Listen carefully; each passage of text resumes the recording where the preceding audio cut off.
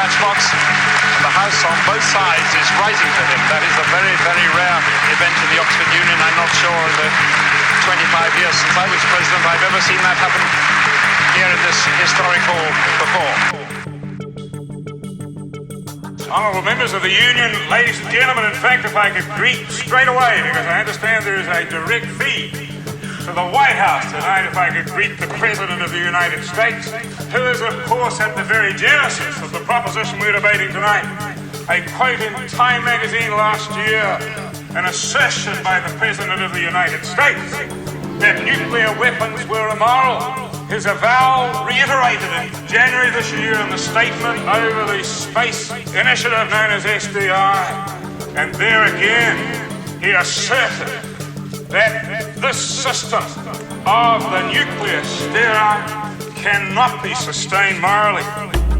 I also feel a considerable sympathy for the members of the opposite side who have this extraordinary sense of destabilization at the imminent prospect of peace breaking out. The character of their argument, sir, is something which I find regrettable.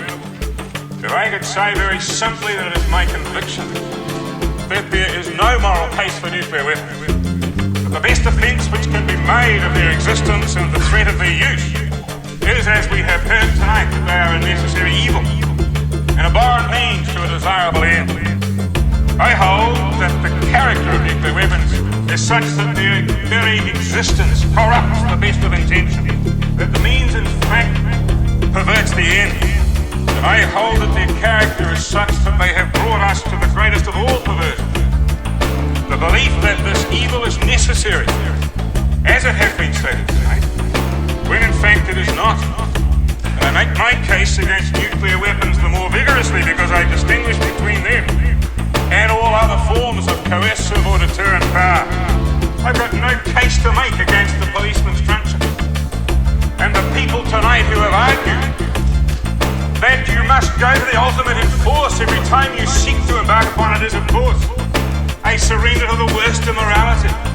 I accept and do not wish to be heard arguing here against any proposition that the state must arm itself with military force to protect its citizens against aggression, or defend the weak and the helpless against aggression. But I do not accept that the state must, for those reasons, arm itself with nuclear weapons. That is a case I do not easily or lightly make in Europe. In Europe, it is impossible to be unaware of the intensity of military preparedness. In New Zealand, the visitor must make an effort to find a military installation, or indeed any sign of military activity, although it does exist. There is no imperative in New Zealand to prepare for war. The result is that I feel safer in Wellington than I ever could in London or New York or Oxford. The fact is that Europe and the United States are ringed about with nuclear weapons, and your people have never been more at risk. There is simply only one thing more terrifying than nuclear weapons pointed in your direction, and that is nuclear weapons pointed in your enemy's direction. The outcome of their use would be the same in either case, and that is the annihilation of you and all of us.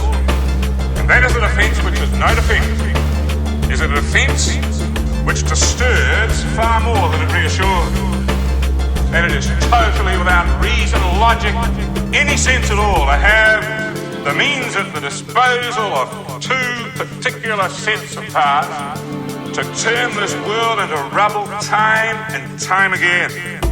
We in New Zealand, used to be able to relax a bit, to be able to think that we would sit comfortably while the rest of the world seared, singed, withered, were enraptured. And the fact is that we used to have this vision of our being some kind of an antipodean Noah's Ark, which would, probably in its quite isolated and preserved, spawn a whole new world of realistic humankind. Now the fact is that we know that that is not achievable. We know that if the nuclear winter comes, we freeze, we join the rest of you. And there's no humanity at all in the logic which holds that my country, New Zealand, must be obliged obliged to pay host to nuclear weapons because others in the West are paying host to nuclear weapons. That is the logic which refuses to admit that there is any alternative to nuclear weapons when plainly there is. Rejecting the logic of nuclear weapons does not mean surrendering to evil. Evil must still be guarded against. Rejecting nuclear weapons is to assert what is human over the evil nature of the weapon. It is to restore to humanity the power of decision. It is to allow a moral force to reign supreme. It stops the macho lurch into mutual madness. And for me, the position of my country is a genuine, long-term affirmation of this proposition that nuclear weapons are morally indefensible, and I support that proposition.